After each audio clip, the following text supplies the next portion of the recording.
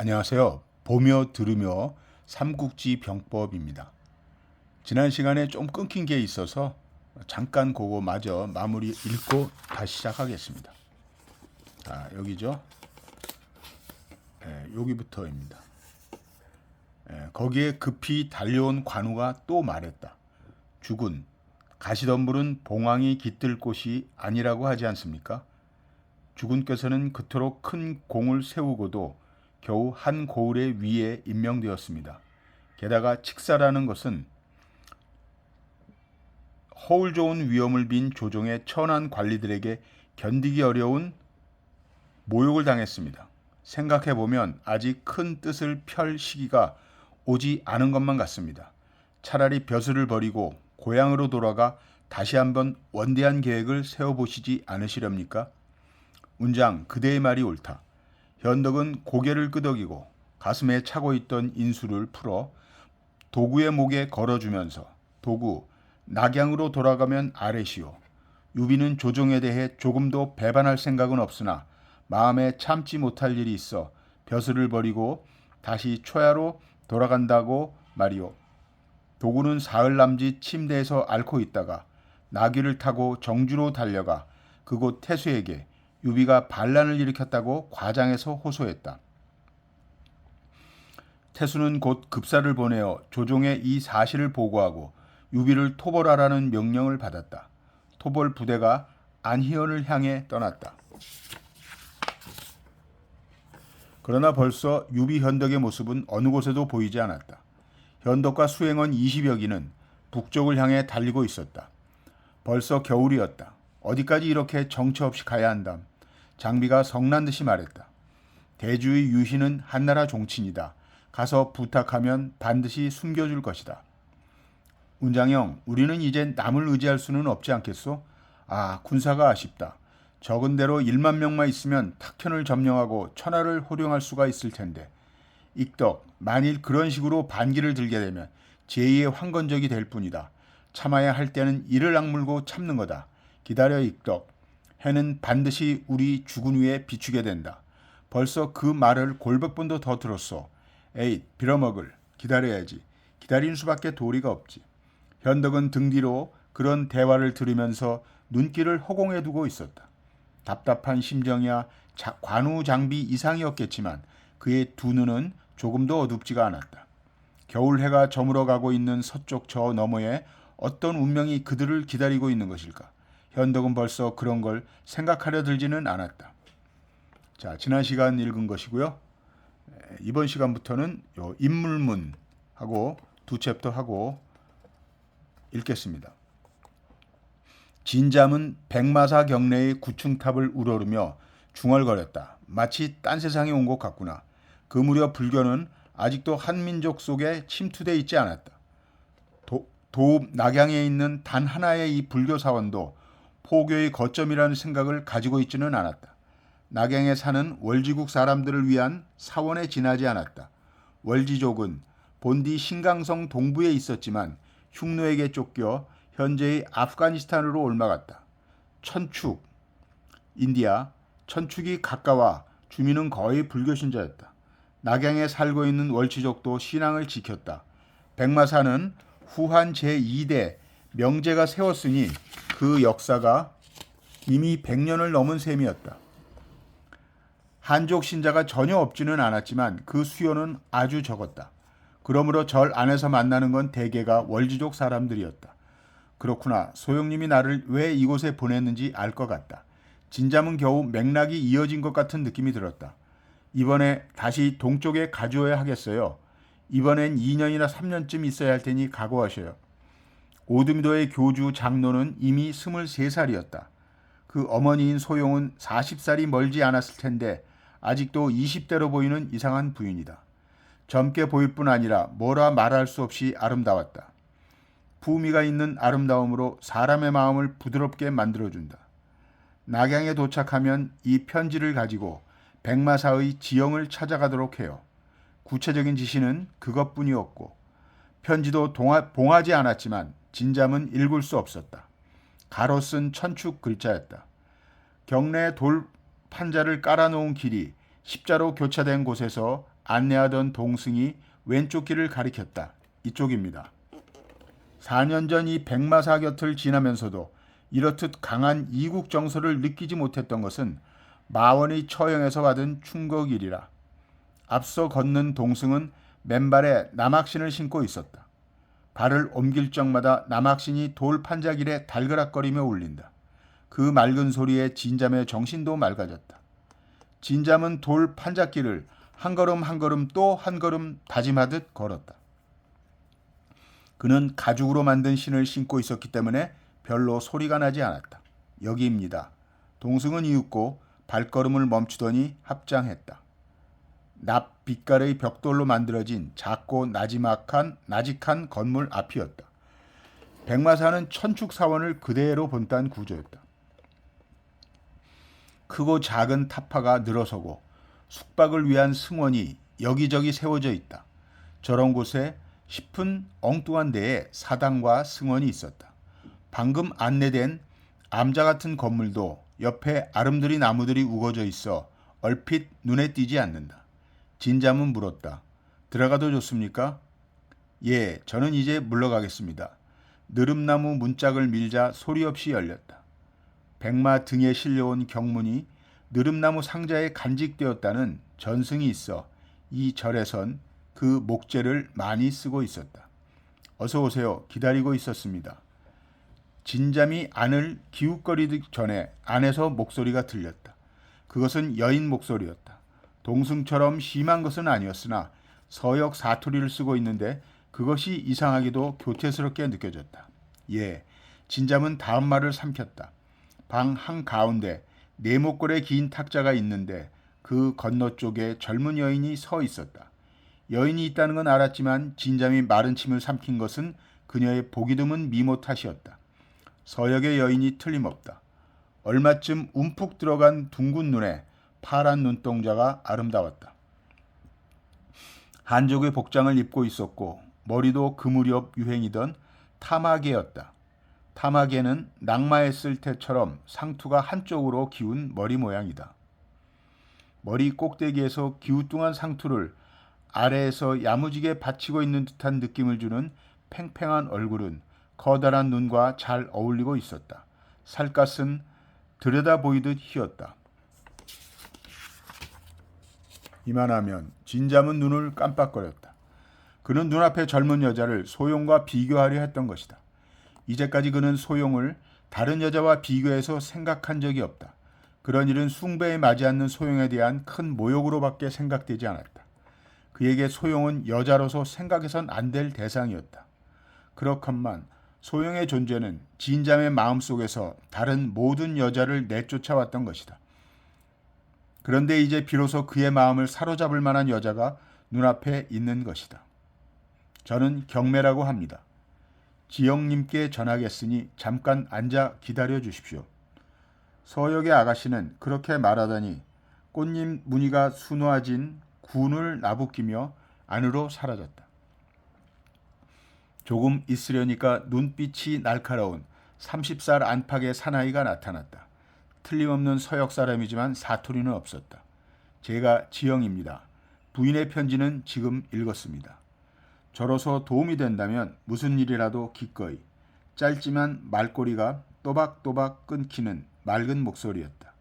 그 말씨로 미루어 상대편이 예사롭지 않은 변설의 소유자임을 알 수 있었다. 파촉 땅에서 온 아무것도 모르는 시골 사람입니다. 지금의 천하 대세라도 가르쳐 주신다면 고맙겠습니다. 그렇습니까? 그런데 저 같은 월지족 인간이 뭘 안다고 그런 것을 물으십니까? 그것은 진잠은 더듬거렸다. 소용의 지시 때문이라고 말할 수는 없었다. 소용돌이 속에 있지 않은 당신네야말로 전체를 잘 내다보고 빠른 판단을 할 수 있다 생각돼 어서이지요. 지영은 잠시 생각했다. 그리고 입을 열었다. 저희들이 소용돌이 속에 있지 않다는 말씀에는 이의가 있습니다만 천하 대세를 알자면 천하를 움직이는 인물을 알아야겠지요. 역시 낙양에 사는 월지국 사람의 우두머리여서 생각 가는 것부터 달랐다. 진잠은 고개를 끄덕였다. 황건 난리에서 이름이 크게 드러난 인물이 있습니다. 누군지 아십니까? 조조입니까? 진잠의 대답이 이번에는 지영이 고개를 끄덕였다. 그러나 그는 이렇게 덧붙였다. 세상에선 그를 지나친 출세주의자로 보고 있습니다. 그는 일부러 자기가 돋보일 기회를 노리고 있다가 화려하게 등장했다고 합니다. 말하자면 시기와 장소를 계산했다는 평이지요. 황건당은 거병 당시 파죽지세였다. 그러나 그것은 황건의 대장 파제가 황보숭 군단을 장사라는 곳에서 포위했을 때까지뿐이었다. 이때를 고비로 황보숭과 유비 화공에 황건당은 크게 혼란을 일으켰고 갑자기 나타난 조조군에게 결정적 타격을 입었다. 지영의 지적은 그 전투를 말하고 있는 것이다. 진잠은 다시 물었다. 동탁은 어떻게 보십니까? 그는 황건난에서 운이 나빴습니다. 참패만 거듭했으니까요. 황건의 상대로선 서툴렀던 모양입니다. 그러나 황건에 이어 서북지방에서 호 강족이 반란을 일으키자 물을 얻은 물고기처럼 뛰어난 작전 솜씨를 보였습니다. 따라서 지금의 사람들 생각으로선 동탁을 황보숭 주전과 함께 꼽을 수 있는 무장으로 평가하고 있지요. 그 밖에 또 누가 있겠습니까?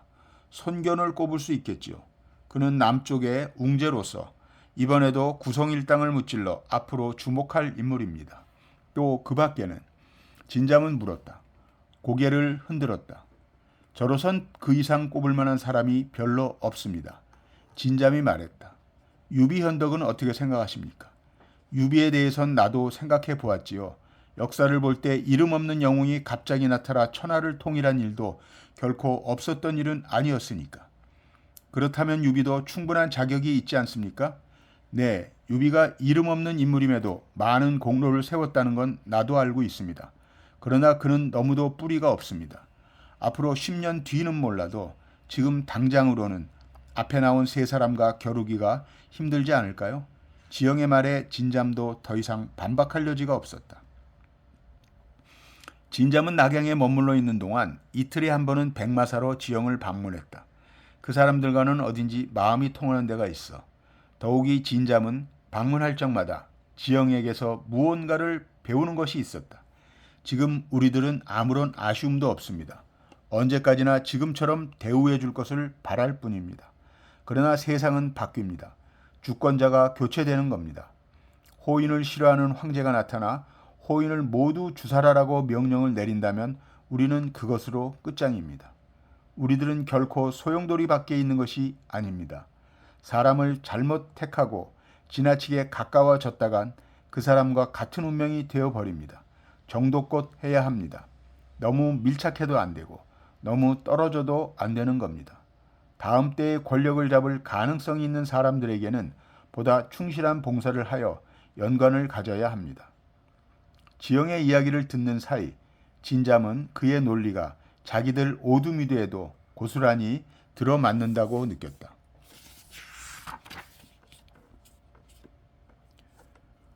우리들의 가장 큰 임무는 무슨 일이 있더라도 살아남는 일이어요. 소용은 이렇게 말했었다. 낙양에 사는 월지족 사람들도 난세에서 살아남는 방법을 진지하게 생각하고 있는 것이다. 지영은 수천 명을 다스리는 우두머리로서 바로 그것을 실천해온 인물이었다. 나에게 지영의 지혜를 배우라는 것이로구나. 진잠은 비로소 소영의 뜻을 깨달은 것 같았다. 우리는 바로 경매에게 그 임무를 맡길 참입니다. 도무지 무슨 말인지 모르겠습니다만 진잠은 솔직히 말했다. 솔직히 말한다면 지영은 말을 끊고 지그시 진잠의 눈을 들여다보았다. 진잠도 상대의 눈을 보았다. 지영의 두 눈은 금세 물기로 뿌옇게 흐려졌다. 경매는 가엾은 아이입니다. 일찍이 부모를 위하여 내가 맡아 키워왔습니다. 그러나 무슨 전생의 업보인지 양아버지인 나는 무엇보다도 먼저 낙양에 거주하는 우리 동포의 행복과 안전을 생각하지 않으면 안 될 입장입니다. 나는 그녀에게 특별한 교육을 시켰습니다. 어떠한 교육인지 아시겠습니까? 글쎄요. 아름답고 또 총명해지는 것. 다음 대의 권력자에게 총애받는 일. 그리하여 그의 귀에 월지 사람들을 보호해달라고 속삭이게 하는 일입니다. 남자들은 여자를 사람으로 취급하지 않습니다. 여자의 말을 사람의 말이라고 여기지도 않겠지요. 제대로 사람 대접을 받으려면 미모 외에도 총명함을 보여야 합니다. 나는 그녀에게 온갖 것을 가르쳤습니다. 다음 때의 권력자란 진자는 가장 궁금한 것을 물었다. 그것은 제가 고릅니다. 저는 필사적으로 연구했습니다. 우리 종족의 운명이 달린 일이니까요. 그리하여 우선 두 사람을 점찍었습니다. 조조와 송견입니까? 그렇습니다. 이 두 사람으로 범위를 좁히고 두 사람에게 저마다 낙양월지족에 절세의 미녀가 있다는 소문이 귀에 들어가도록 공작하고 있습니다. 지영은 이렇게 말하며 쓸쓸하게 웃었다. 어둠 속 천하의 혼란이 가라앉으면 조종 안의 문관들이 다시 권세를 잡게 되는 것은 어느 세상이나 마찬가지다. 낙양궁에서도 장양을 우두머리로 한 십상시가 더욱더 정치에 권세와 횡포를 더해가고 있었다. 특히 군공을 세운 무관에 대해 노골적으로 좋아하거나 미워하는 태도를 나타내었다. 돈과 비단을 뇌물로 바치는 사람은 벼슬을 올려주고 기름진 땅을 주었다. 뇌물 바치기를 꺼리는 사람은 정도에 따라 벼슬을 빼앗기도 하고 변두리 지방으로 멀리 쫓아버리기도 했다. 자연 지조 있는 무인과 용장들은 차례로 벼슬을 떠나 들로 돌아갈 수밖에 없었다. 장군 주전 또한 그 불운한 사람의 하나였다. 십상시의 한 사람인 조충과 맞서 그의 탐욕스러움을 꾸짖은 것이 직접적인 계기가 되어 벼슬을 빼앗기고 말았다. 그리고 거기 장군 자리는 말을 타본 일조차 없는 조충에게로 돌아갔다. 뿐만 아니라 십상시는 한 사람 빼지 않고 열후의 귀한 벼슬에 앉았다. 영재가 어리석고 모자란 때문이라고 말할 수밖에 없었다. 당연한 결과로 3년이 채 지나지 않아 여러 지방에 난을 일으키는 사람이 나타나게 되었다. 장사에선 구성이란 자가 그 근처 도적대들을 이끌고 약탈을 함부로 하다가 송견에게 토벌당했다. 어양에선 장거, 장순 두 형제가 반란을 일으켜 형은 자칭 천자라 했고 아우는 자칭 대장군이라 했다. 그 밖에 강하 근처에도 도적들이 벌떼처럼 일어나 현이로서는 감당할 수 없게 되었다. 이들 반역의 무리들이 날뛰고 있다는 보고는 눈보라치듯 낙양궁으로 날아들었다. 그러나 십상시들은 이런 보고들을 그대로 묵살해버리고 영재에게는 천하가 계속 태평한 줄로만 믿게 했다. 어느 날 후원에서 영재는 문득 간이대부 유도가 술잔을 들고 말없이 고개를 숙이고 있는 것을 보고 물었다. 경은 왜 그러고 있는가? 유도는 임금의 물음을 받자 결연한 태도로 앞으로 나아가 아뢰었다. 한나라 전체의 위태로움이 이제 단석에 이르렀다 해도 지나친 말이 아니옵니다. 그런 걸 모르시고 폐하께서는 내관들과 술자리를 즐기고 계시다는 것은 경이 미치기라도 했는가? 백성들은 지금 태평을 노래하고 있지 않은가? 어디에 반란을 일으킨 도적이 있다는 건가? 폐하, 모르고 계신 건 폐하 한 분뿐이옵니다. 지금 사방에서 도적들이 일어나 약탈을 일삼고 있습니다. 그 화는 오로지 십상시들이 벼슬을 팔며 백성을 해치고 임금을 속이고 있는 데서 온 것입니다. 이 점을 폐하께서는 깊이 통촉해 주시기 바랍니다. 이를 들은 장양이 재빨리 십상시들에게 눈짓했다. 십상시는 모조리 갓을 벗고 땅바닥에 넙죽이 엎드렸다. 폐하, 영재를 우러러보는 장양의 얼굴은 눈물로 젖어 있었다. 방금 간의대부가 아랫 내용이 사실이라면 저희들은 다 같이 폐하 앞에 벼슬을 내놓고 고향으로 돌아가서 있는 가산을 다 군자로 바치고 도둑을 쳐서 평정하는 길밖에 방법이 없습니다. 바라옵건대 저희들을 대궐에서 내쫓으라는 칙명을 내리소서. 이것을 들은 영재는 순간 얼굴이 새파래지며 소리쳤다. 유도 경의 집에도 근시가 있으렸다.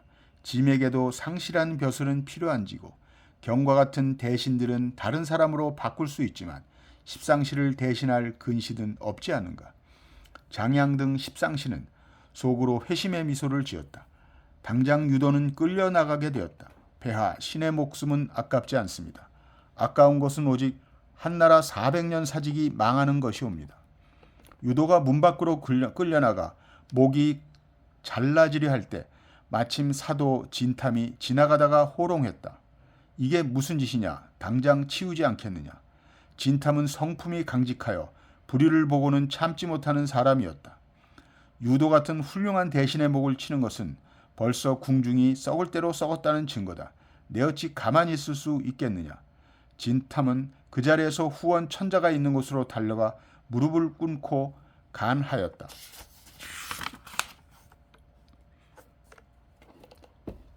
폐하, 온 천하의 백성들은 십상시의 간사함을 미워하여 그들이 살을 물어뜯고 싶어합니다. 그런데 폐하께서는 십상시를 두둔할 뿐 아니라 아부라고까지 부르고 계십니다.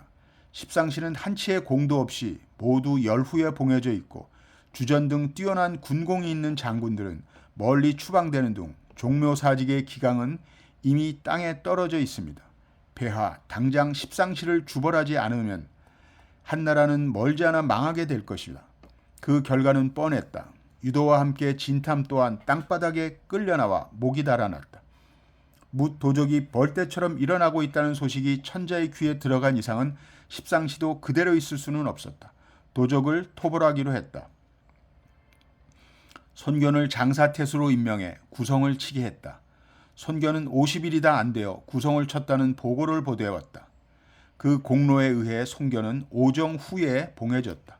어양에서 난을 일으킨 장거와 장순에 대해서는 장군 유우가 유주목에 임명되어 토벌하러 향했다. 유우는 같은 집안인 대주의 유희에게 도움을 청했다. 유희는 곧 자신을 대신해서 유비 현덕을 추천했다. 조정에 반항했다는 누명을 쓰고 있던 현덕은 관우, 장비 등 신복 부하를 거느리고 질풍처럼 달려가 유우의 관군과 합세했다. 장거 장순의 적군은 현덕의 임기응변 전술에 걸려들어 사흘이 못가 다 죽고 말았다. 유우는 낙양궁으로 승전보를 가져가는 사제에게 현덕의 공을 찬양하는 보고서를 올렸다. 조동에도 사람을 볼 줄 아는 사람이 있었다. 장군 공손차는 이미 전부터 유현덕이 큰 그릇임을 알고 있어 크게 그의 뛰어난 공을 칭찬했다. 더욱이 노식 문화에서 같이 배운 터였다. 현덕은 조정에 반항한 죄를 용서받아 별무사마에 임명되고 평원현령에 임명되었다. 평원현은 돈과 양식의 준비가 넉넉하고 군마도 충분히 갖춰져 있었다. 이제 운이 돌아오기 시작하는 모양이다. 익덕. 관우는 장비 어깨를 두들겼다. 군사를 모으지 않으면 안 된다. 군사를 말이다. 여기에는 1만 명 군사를 기를 만한 돈과 양식이 있다. 장비는 기쁨을 감추지 못하고 소리쳤다. 중평 5년은 이렇게 유비 현덕과 그 부하들에게 큰 희망을 안겨다주고 저물었다. 이듬해 여름을 맞이했을 무렵 영제는 무거운 병에 걸렸다. 대궐 안에 불길한 소문이 떠돌았다. 어쩌면 이달 안에라도 영제의 운명을 예언하는 사람도 있었다. 아니, 이 병은 3년이나 4년쯤 더 끌게 된다. 병이 나으려면 도읍을 옮기지 않으면 안 된다. 엉뚱한 소리를 하는 사람도 있었다. 그러던 어느 날 대장군 하진에게 급히 입고라라는 분부가 내렸다. 하진은 젊었을 때는 소나 돼지를 잡는 천한 일을 하는 사람이었다.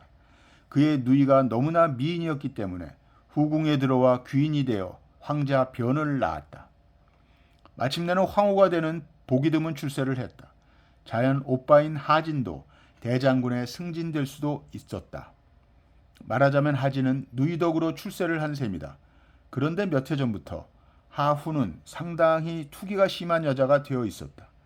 영제의 사랑이 왕미인이라는 후궁애로 옮겨가 황자 협을 낳았기 때문이다. 하루는 질투 끝에 왕미인을 잔악하게도 독살했다. 이때 궁녀 하나가 급히 황자 협을 안고 영제의 생모인 동태우궁으로 피신했기 때문에 다행히 그 아기의 생명은 무사했다. 동태우는 본디 해독 정후 유장의 아내였다. 환제에게는 자식이 없었으므로 해독 정후의 아들을 입양시켜 태자로 봉했었다. 그것이 바로 영제다. 환제가 죽고 영제가 대통을 잇게 되자 그의 생모를 궁중으로 모시고 높여 동태우라는 칭호를 주었다. 동태우는 총명한 여자였다. 차츰 후궁의 위험이 미치게 되고 영재에게도 갖가지 충고를 주곤 했다. 황자 협을 맡은 동태우는 어린아이의 영리함을 사랑하여 언젠가는 이 아이를 태자로 삼았으면 하고 바라고 있었다. 영재는 생모의 말을 듣고 있는 사이 그런 마음이 들게 되었다. 급한 부름을 받은 하진은 고개를 갸웃했다. 임금의 병이 오늘따라 갑자기 심해졌다고는 생각되지 않았다. 무슨 일일까? 의심했지만 급히 대궐문을 들어가려 했다. 그러자 거기에 사마 반은이 나타나 속삭였다. 서두르지 마십시오. 지금 대궐 안으로 들어가시는 것은 아주 위험한 일인 줄 압니다. 아차 하고 생각이 든 하진은 급히 발꿈치를 돌려 자기 집으로 돌아가 즉시 밀사를 조종 대신들에게 보내어 비밀리에 모이게 했다. 오늘 나는 십상시의 꾀에 빠져 하마터면 목숨을 잃을 뻔했습니다. 십상시가 동태와 짜고 태자 변 대신 황자 협을 태자로 삼으려는 음모 때문입니다. 그 음모를 이루기 위해서는 먼저 태자의 외삼촌인 이 하진을 죽이지 않으면 안 된다고 생각한 겁니다. 십상시는 이 하진을 죽인 다음 여러분 대신들을 제거시킬 속셈으로 있는 줄 압니다. 일이 여기에 미친 이상은 결단이 있을 뿐이라고 생각되는데 여러분들의 생각은 어떠신지. 그렇게 말하고 하진은 대신들을 둘러보았다. 온 방안에 침묵이 흘렀다. 하진은 대신들에게 존경받거나 신뢰받을 만한 그릇이 못 되었다. 하진의 말이 다분히 이기적인 것임을 누구나가 느끼고 있었다. 그러자 맨 끝자리에서 천천히 일어나는 사람이 있었다. 배꼽같이 잘생긴 사내였다. 환관이 세도를 얻기 시작한 것은 어제 오늘이 아니고 지금은 그 세력이 조정에 넘쳐 흐르고 있습니다. 이 기운을 모조리 제거하고 새로운 햇빛을 조정에 비추게 하는 것은 하루아침이나 하루 저녁에 이루어질 수는 없는 일입니다. 만일 이를 그르쳤을 때는 대장군을 비롯한 모든 대신들이 삼족을 멸하는 화를 입게 될 것입니다. 이렇게 말한 것은 다시 조정에 들어와 전군 교위벼슬에 있는 조조였다. 닥쳐라. 하진은 호령했다. 조금 좋게 보아주니 철없는 아무데나 나서고 있구나. 너 같은 어린 것들이 어떻게 조종대사를 알겠느냐. 여기는 너희들 어린 사람들이 들어오는 것이 아니다. 당장 물러가라. 눈총을 맞고 조조가 물러가려고 할 때였다. 황급히 사마 반은이 달려들어 알렸다. 방금 폐하께서는 가덕전에서 돌아가셨습니다. 방안은 금방 소란해졌다. 조용히들.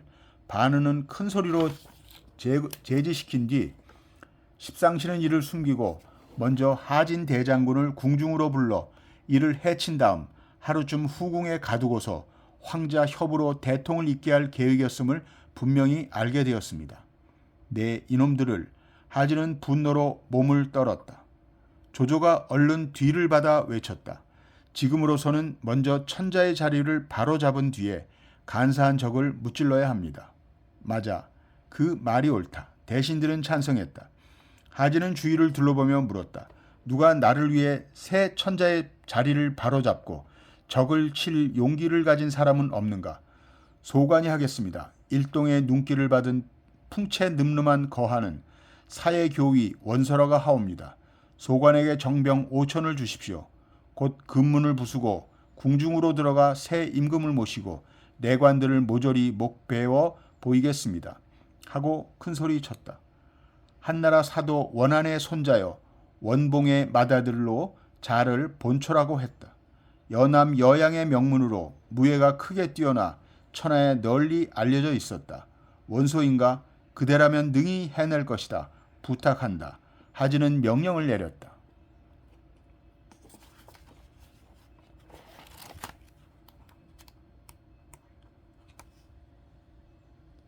자, 여기까지 두 챕터 오늘 8번째 시간이었습니다. 다음 시간에 용꿈 시작하겠습니다. 감사합니다.